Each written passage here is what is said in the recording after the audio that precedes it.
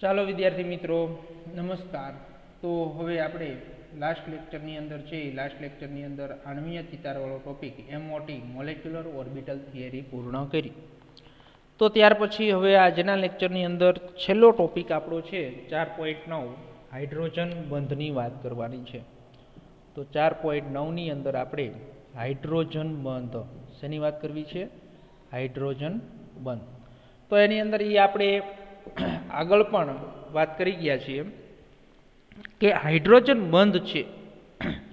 તો એ હાઇડ્રોજન બંધની આપણે થોડીક પ્રાથમિક માહિતી છે એ આપણે 5મા ચેપ્ટરની અંદર સમજી ગયા છીએ, અને ત્યાર પછી હવે આપણે હાઇડ્રોજન બંધ અહીંયા સમજવાનો છે. તો એની અંદર હાઇડ્રોજન બંધ ક્યારે બને? તો એ તો પહેલાં આપને ખબર હોવી જોઈએ કે જ્યારે છે એ શું થશે, તો જ્યારે નાઇટ્રોજન હાઇડ્રોજન કોની સાથે બંધ બનાવ્યો? નાઇટ્રોજન, ઓક્સિજન અને ફ્લોરિન. નાઇટ્રોજન, ઓક્સિજન અને ફ્લોરિન જેવા નાઇટ્રોજન, ઓક્સિજન અને ફ્લોરિન ઊંચા વિદ્યુત ઋણમય તત્વ છે. તો એ તો આપને બધાને ખબર છે, ઊંચા વિદ્યુત ઋણમય તત્વો છે. તો ઊંચા વિદ્યુત ઋણમય તત્વ છે જ્યારે હાઇડ્રોજન સાથે જોડાશે ત્યારે શું બનાવશે? તો ત્યારે હાઇડ્રોજન સાથે છે એ શું થશે? બંધ બનાવશે. તો તે ત્યારે હાઇડ્રોજન સાથે સહસંયોજક બંધ રચે છે. તો ત્યારે તમને બધાને ખબર છે કે સહસંયોજક બંધના ઇલેક્ટ્રોન છે એ વધુ વિદ્યુત ઋણમય પરમાણુ તરફ ખસે છે, અને જેના કારણે હાઇડ્રોજન છે એ આંશિક ધન વીજભાર અને બીજા તત્વ છે એ આંશિક ઋણ વીજભાર ધરાવે છે. તો આ જે બંધ બન્યો એને કયો બંધ કહેવાય? તો એને કહેવાય હાઇડ્રોજન બંધ. તો એની અંદર આપણે કેવું હોય કે જ્યારે તેઓ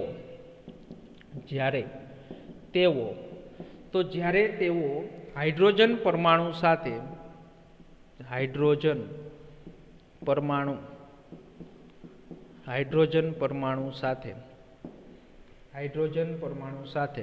સહસંયોજક બંધ રચે છે. સહસંયોજક બંધ એ પણ બધાને ખબર છે, સહસંયોજક બંધ રચે છે. સહસંયોજક બંધ એટલે એક એક ઇલેક્ટ્રોનની શું કરે? ભાગી જાય. તો સહસંયોજક બંધ રચે છે ત્યારે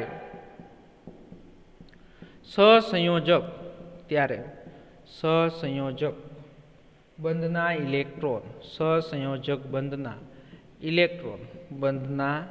ઇલેક્ટ્રોન શું કરશે? તો સહસંયોજક બંધના ઇલેક્ટ્રોન વધુ વિદ્યુત ઋણમય પરમાણુ તરફ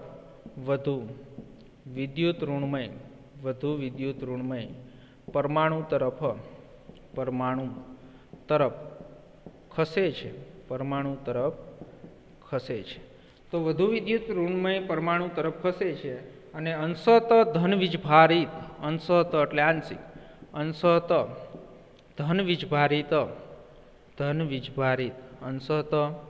ધન વીજભારિત હાઇડ્રોજન પરમાણુ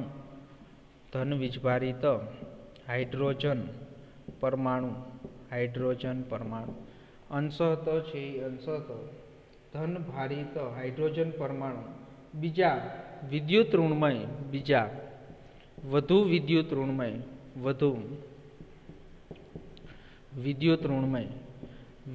ઋણમય તત્વ સાથે બંધ રચે છે. વધુ વિદ્યુત ઋણમય તત્વ સાથે બંધ રચે છે.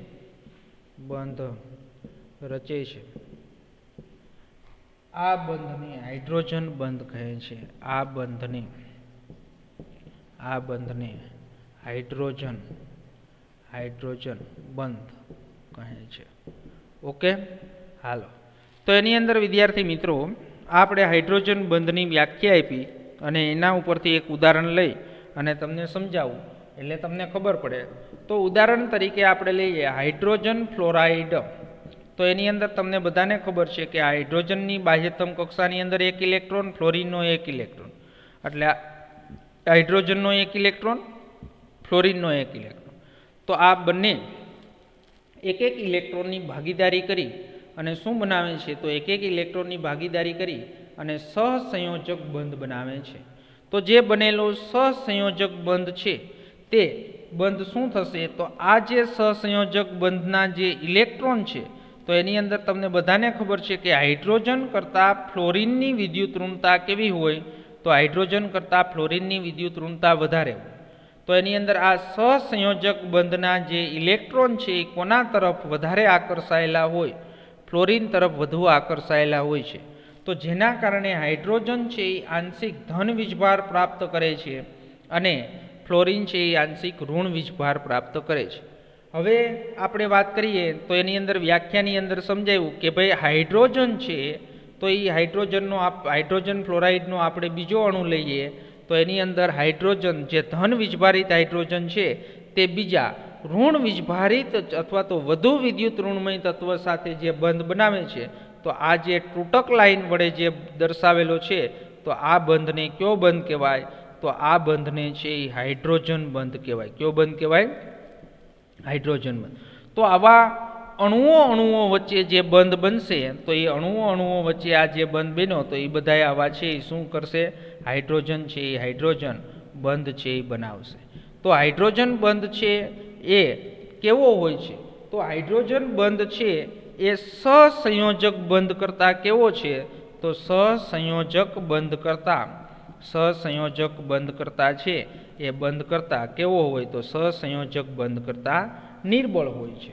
તો જે બનેલો હાઇડ્રોજન બંધ છે તો એ છે સહસંયોજક છે એના કરતાં નિર્બળ હોય છે અને હાઇડ્રોજન બંધ છે એને તૂટક લાઇન વડે છે એ શું કરવામાં આવે છે? દર્શાવવામાં આવે છે.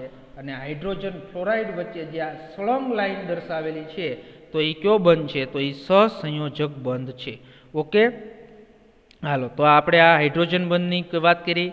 ટેક્સ્ટ બુકની અંદર બીજી પણ તમને એક બ્લેક અક્ષરથી આપેલી છે વ્યાખ્યા, તો એ પણ આના જેવી જ છે કે હાઇડ્રોજનની બંધની વ્યાખ્યા આપી શકાય કે તે એ આકર્ષણ બળો છે કે જે એક અણુના હાઇડ્રોજન પરમાણુને વિદ્યુત ઋણમય પરમાણુ પણ કોણ? ફ્લોરિન, ઓક્સિજન અથવા નાઇટ્રોજનની સાથે બાંધી રાખે છે તો એ બંધને પણ કયો બંધ કહેવાય? હાઇડ્રોજન બંધ કહેવાય છે. અને હાઇડ્રોજન બંધ છે તે સહસંયોજક બંધ કરતાં કેવો હોય છે? નિર્બળ હોય છે. ઓકે, હાલો, તો આ આપણે હાઇડ્રોજન બંધની વ્યાખ્યા. એનું હજી એક ઉદાહરણ તમને સમજાવી દઉં કે આ હાઇડ્રોજન ફ્લોરાઇડની વાત કરી હતી એવી જ રીતે એમોનિયા. તો બીજું ઉદાહરણ NH3. તો NH3માં પણ હાઇડ્રોજન બંધ જોવા મળે કે ભાઈ નાઇટ્રોજન સાથે 3 શું જોડાયેલા હોય? હાઇડ્રોજન. તો આ નાઇટ્રોજન આંશિક ઋણ વીજભાર, કારણ કે સહસંયોજક બંધના ઇલેક્ટ્રોન છે એ શું હોય? તો સહસંયોજક બંધના ઇલેક્ટ્રોન નાઇટ્રોજનની વિદ્યુત ઋણતા વધુ હોવાના કારણે તેના તરફ આકર્ષાયેલા હોય, જ્યારે હાઇડ્રોજન છે એ શું કરશે? તો હાઇડ્રોજન છે એ આંશિક ધન વીજભાર છે એ ધન વીજભાર પ્રાપ્ત કરશે. ઓકે, હાલો, તો એવી જ રીતે હજી આપણે એક એમોનિયાનો અણુ લઈએ તો એ એમોનિયાના અણુની અંદર આ નાઇટ્રોજન આંશિક ઋણ વીજભાર, હાઇડ્રોજન આંશિક ધન વીજભાર. તો આ જે તૂટક રેખા વડે જે બંધ દર્શાવ્યો તો એ બંધ કયો છે? હાઇડ્રોજન બંધ છે. ઓકે, અને ત્યાર પછી H2Oમાં પણ સમજાવી દો. એટલે હાઇડ્રોજન જ્યારે નાઇટ્રોજન સાથે, ઓક્સિજન સાથે અને ફ્લોરિન સાથે સંયોજાય તો એની પણ વાત કરી દઈએ. તો આ ઓક્સિજન, આ પાણીનો અણુ છે. રેડી? તો આ જે પાણીનો અણુ છે તો એ પાણીના અણુની અંદર આપણે આ પાણીના અણુ વચ્ચે છે એ પણ શું થશે? હાઇડ્રોજન બંધ બનશે. આ ઓક્સિજન આંશિક ઋણ વીજભાર, હાઇડ્રોજન આંશિક ધન વીજભાર, એટલે આ તૂટક લાઇન વડે તમે દર્શાવો તો એ પણ છે એ કેવા બંધ બનશે? તો એ પણ છે એ કેવા બંધ બનશે? હાઇડ્રોજન બંધ બનશે. ઓકે, તો આ નહીં હો. હાલો, તો આ હાઇડ્રોજન છે આ ઓક્સિજન અને આ હાઇડ્રોજન, તો આ છે એ પણ શું બનાવશે? હાઇડ્રોજન બંધ બનાવશે. ઓકે, હાલો, હવે એની અંદર આપણે એક એમ કીધું છે, ક્વેશ્ચન આપ્યો છે. એ ક્વેશ્ચન તો આપણે ભણી ગયા છીએ કે હાઇડ્રોજન બંધની રચનાનું કારણ શું છે? તો એ આપને સમજાવ્યું છે. તો મેં તમને હમણાં સમજાવી દીધું.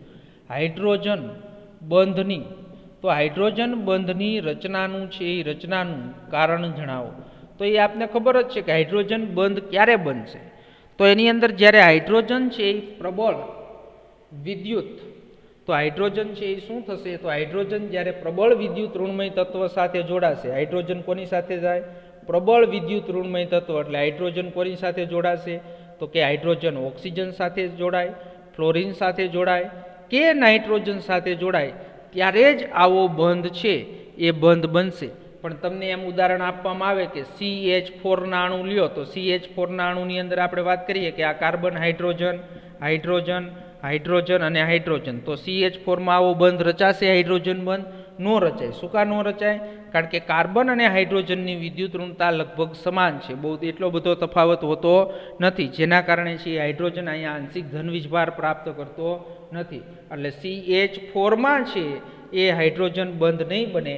હાઇડ્રોજન જ્યારે છે એ શું ઓક્સિજન, ફ્લોરિન અને નાઇટ્રોજન સાથે જ્યારે સંયોજાયેલું હોય ત્યારે જ એની અંદર શું થાય છે? તો ત્યારે જ એની અંદર બંધ બને છે. તો એ પણ તમને હમણાં જ વાત કરી કે જ્યારે હાઇડ્રોજન પ્રબળ વિદ્યુત ઋણમય તત્વ એટલે એક્સ એટલે હેલોજન બંધન પામે ત્યારે બે પરમાણુ છે એ બે પરમાણુ વચ્ચે ભાગીદારી થયેલ ઇલેક્ટ્રોન યુગ્મ હાઇડ્રોજનથી દૂર ખસે છે. આના પરિણામે હાઇડ્રોજન પરમાણુ બીજા એક્સની સરખામણીમાં વધારે વિદ્યુત ધનમય બને છે અને ઇલેક્ટ્રોન યુગ્મનું એક્સ તરફનું વિસ્થાપન થતું હોવાથી આંશિક ધન વીજભાર પ્રાપ્ત કરશે હાઇડ્રોજન, અને જ્યારે એક્સ છે એ આંશિક ઋણ વીજભાર પ્રાપ્ત કરશે અને આના પરિણામે છે સ્થિર વિદ્યુતકીય આકર્ષણ બળ ધરાવતા ધ્રુવીય અણુ રચાય છે અને જેને હમણાં આગળ તમને જે સમજાવ્યું એ જ રીતે રજૂઆત કરી શકાય છે. અને હાઇડ્રોજન બંધની માત્રા છે એ સંયોજનની ભૌતિક અવસ્થા પર આધાર રાખે છે. ઘન અવસ્થામાં તે મહત્તમ હોય છે અને વાયુ અવસ્થામાં તે ઓછો એટલે નિમ્નતમ હોય છે. તો આમાં હાઇડ્રોજન બંધની સંયોજનની રચના અને તેના ગુણધર્મો પર પ્રબળ અસર છે એ અસર જોવા મળે છે. ઓકે, હાલો, તો આપણે હાઇડ્રોજન બંધ રચાવાનું કારણ તો એની પણ આપણે વાત કરી. તો હવે ત્યાર પછી આપણે હાઇડ્રોજન બંધ છે તો એ હાઇડ્રોજન બંધના પ્રકારની વાત કરવાની છે. શેની વાત કરવાની છે? તો હાઇડ્રોજન બંધના પ્રકાર. તો હાઇડ્રોજન બંધના છે એ પ્રકાર કેટલા છે? તો હાઇડ્રોજન બંધના બે પ્રકાર છે. તો આ પણ છે ગયા વખતે નીટની અંદર છે આ MCQ પૂછાયેલો હતો આ વર્ષે જ. તો એની અંદર હાઇડ્રોજન બંધના છે એ બે પ્રકાર છે. કયા બે પ્રકાર છે એની પણ આપણે વાત કરી દઈએ. તો એની અંદર આપણે સમજીએ આંતર આણ્વીય. શું કહીએ? આંતર આણ્વીય હાઇડ્રોજન બંધ. તો પહેલો પ્રકાર છે આંતર આણ્વીય. તો આંતર આણ્વીય હાઇડ્રોજન બંધ. તો આંતર આણ્વીય હાઇડ્રોજન બંધની વાત કરવાની છે. અને બીજો પ્રકાર છે તો બીજો પ્રકાર આંતઃ આણ્વીય હાઇડ્રોજન બંધ. આંતઃ આણ્વીય હાઇડ્રોજન બંધ. આ બેમાં શું તફાવત હોય તો એ પણ હમણાં વાત કરી દઈએ આપણે ઉદાહરણ દ્વારા. આંતર એટલે શું થશે કે ભાઈ અણુઓ વચ્ચે જ્યારે આવો હાઇડ્રોજન બંધ રચાય તો એને આંતર આણ્વીય હાઇડ્રોજન બંધ કહેવાય. અને આંતઃ તો આંતઃ એટલે શું થશે? એક જ અણુમાં છે એ શું થશે? આવો બંધ રચાશે તો એને શું કહેવાય? આંતઃ આણ્વીય હાઇડ્રોજન બંધ. તો એની અંદર એક ઉદાહરણ આપણે જોઈએ ઓર્થોનાઇટ્રોફિનોલ. શેની વાત કરવી છે મારે? ઓર્થોનાઇટ્રોફિનોલ અને પેરાનાઇટ્રોફિનોલની વાત કરવી છે. તો આની અંદર આપણે જે હમણાં જ તમને વાત કરી કે ભાઈ હાઇડ્રોજન ફ્લોરાઇડમાં જે બંધ બને છે. પહેલાં ઉદાહરણ તમને જે ટેક્સ્ટબુકમાં આપ્યું પછી નીટનું ઉદાહરણ સમજાવી દઉં કે ઉદાહરણ તરીકે હમણાં જ વાત કરીએ આપણે હાઇડ્રોજન ફ્લોરાઇડનો આ એક અણુ, હાઇડ્રોજન ફ્લોરાઇડનો બીજો અણુ. તમને ખબર છે કે આ આંશિક ધન વીજભાર ધરાવે, આંશિક ઋણ વીજભાર, આંશિક ધન વીજભાર, આંશિક ઋણ વીજભાર. જો આ હાઇડ્રોજન બંધ બન્યો એ કોના વચ્ચે બંધ બન્યો? અણુઓ વચ્ચે. તો એને આંતર આણ્વીય હાઇડ્રોજન બંધ કહેવાય. બીજું ઉદાહરણ મારે હવે તમને ટેક્સ્ટબુકમાં નથી આપ્યું, એ મારે તમને સમજાવવું છે. તો ઉદાહરણ તરીકે પેરાનાઇટ્રોફિનોલ. શું છે? પેરાનાઇટ્રોફિનોલની વાત કરવી છે. તો પેરાનાઇટ્રોફિનોલ એટલે તમને બધાને ખબર છે એ આપણે ફિનોલ એટલે બેન્ઝીન ઉપર શું થાય? તો બેન્ઝીન ઉપર હોય. તમને નામ ન આવડે તો ઉપાધિ નથી કરવાની હો, કારણ કે આ છે એ તમારે શું આવશે? તો આ આપણે 12મા ધોરણની અંદર આવશે. એટલે પેરાનાઇટ્રોફિનોલ. તો પેરાનાઇટ્રોફિનોલ છે એટલે અહીંયા બેન્ઝીન ઉપર OH અને પેરા ઓર્થો, મેટા અને પેરાસ્થાન. પેરાસ્થાન એ નાઇટ્રો એટલે અહીંયા શું હોય? NO2. શું હશે? NO2 ડબલ બંધ સિંગલ બંધ ઓક્સિજન. આ એક અણુ છે. આવો બીજો અણુ તમે છે શું કરો તો બીજો અણુ આવો તમે પેરાનાઇટ્રોફિનોલનો લ્યો તો બીજો અણુ છે એ પેરાનાઇટ્રોફિનોલનો, એટલે અહીંયા શું થશે OH. હવે તમને બધાને ખબર છે કે હાઇડ્રોજન કોની સાથે સંયોજાણો? ઓક્સિજન સાથે. ઓક્સિજન સાથે સંયોજાણો એટલે આ છે આંશિક ઋણ વીજભાર અને આ આંશિક ધન વીજભાર, આંશિક ઋણ વીજભાર અને આંશિક ધન વીજભાર. તો અહીંયા જે આપણે આ તૂટક લાઈન વડે જે બંધ દર્શાવીએ તો એ જે બંધ બન્યો અણુઓ છે, આ એક અણુ અને આ બીજો અણુ, અણુઓ વચ્ચે જે બંધ રચાણો તો આ બંધને કયો બંધ કહેવાય? તો આ બંધને આંતરઆણ્વીય હાઇડ્રોજન બંધ કહેવાય. કયો બંધ કહેવાય? આંતરઆણ્વીય હાઇડ્રોજન બંધ. ઓકે. હવે આંતરઆણ્વીય હાઇડ્રોજન બંધની અંદર આ જ ઉદાહરણ આપણે સમજવું છે. ત્યાં પેરાની જગ્યાએ ઓર્થોનાઇટ્રોફિનોલ શું થશે? ઓર્થોનાઇટ્રોફિનોલ. તો ઓર્થોનાઇટ્રોફિનોલનું બંધારણ દર્શાવું તમને. તો એની અંદર આપણે ઓર્થોનાઇટ્રોફિનોલ છે, એની અંદર આપણે શું લઈએ? બેન્ઝીન. શું લઈએ આપણે? બેન્ઝીન. ઓકે. હવે એની અંદર ઓર્થોનાઇટ્રોફિનોલ એટલે અહીંયા શું થશે? NO2 નાઇટ્રોજન ડબલ બંધ ઓક્સિજન અને અહીંયા સિંગલ બંધ ઓક્સિજન. સિંગલ બંધ ઓક્સિજન હોય એના ઉપર આંશિક ઋણ વીજભારો અને અહીંયા બેન્ઝીન સાથે ઓક્સિજન અને ઓક્સિજન સાથે છે એ શું જોડાયેલું હોય? તો ઓક્સિજન સાથે હાઇડ્રોજન. હાઇડ્રોજન છે એ આંશિક ધન વીજભાર, આવડો આ ઓક્સિજન ઋણ વીજભાર. તો આ જે છે એ શું થશે? તો આ જે બંધ બન્યો એને કયો બંધ કહેવાય? તો એને કહેવાય આંતરઆણ્વીય હાઇડ્રોજન બંધ. આંતરઆણ્વીય હાઇડ્રોજન બંધ. ઓકે. હાલો, તો હવે આપને ખ્યાલ આવી ગયો કે આંતરઆણ્વીય હાઇડ્રોજન બંધ કોને કહેવાય અને આંતરઆણ્વીય હાઇડ્રોજન બંધ કોને કહેવાય. તો એની અંદર આપણે છે એ આંતર અને આણ્વીય હાઇડ્રોજન બંધની વાત કરી. તો એની અંદર કે આંતરઆણ્વીય હાઇડ્રોજન બંધ છે એ એક જ અથવા જુદા જુદા પદાર્થોના એક કે વધુ અણુઓ વચ્ચે રચાય છે. અને જ્યારે એક જ અણુમાં જો હાઇડ્રોજન બંધ રચાય એક જ અણુમાં તો ત્યારે તેને શું કહેવાય? આંતરઆણ્વીય હાઇડ્રોજન બંધ કહેવાય. અને ઘણા સંયોજનોના ગુણધર્મ અને રચનાઓ પર હાઇડ્રોજન બંધની છે એ શક્તિશાળી છે એ શું થશે? અસર થશે. હવે જો નીટની અંદર છે આ MCQ કેવી રીતે પૂછાયેલો હતો? તો ઓર્થોનાઇટ્રોફિનોલ અને પેરાનાઇટ્રોફિનોલ. તો એની અંદર આપણે જે વાત કરીએ તો એની અંદર આંતરઆણ્વીય હાઇડ્રોજન બંધ આંતરઆણ્વીય હાઇડ્રોજન બંધ કરતાં કેવો હોય? પ્રબળ બંધ હોય. તો હવે તમને એની અંદર એમ પ્રશ્ન પૂછ્યો હતો કે પેરાનાઇટ્રોફિનોલ કે ઓર્થોનાઇટ્રોફિનોલમાંથી કે ભાઈ કોનું ઉત્કલન બિંદુ વધારે હોય? તો ઉત્કલન બિંદુ વધારે કોનું હોય? પેરાનાઇટ્રોફિનોલ. શું કા? કારણ કે આંતરઆણ્વીય હાઇડ્રોજન બંધ છે એ પ્રબળ હોય. કેવો હોય? પ્રબળ હોય. કોના કરતાં? તો કે આંતઃ કરતાં. એટલા માટે આને તોડવા માટે છે એ શું જોશે? તો આને તોડવા માટે છે એ વધારે ઉર્જાની જરૂર પડશે. શું જરૂર પડશે? વધારે ઉર્જાની જરૂર પડશે. ઓકે વિદ્યાર્થી મિત્રો, સમજણ પડી ગઈ? તો આવા પણ MCQ પૂછાય તો પણ આપણે છે એ શું થવું જોઈએ? આવડવા જોઈએ. તો એની અંદર આપણે કમ્પ્લીટ અહીંયા છે એ શું કર્યું?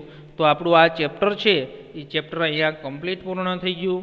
તો વિદ્યાર્થી મિત્રો આની અંદરથી પણ એકાદ બે MCQ નીટ અને JEE જોવા મળે છે.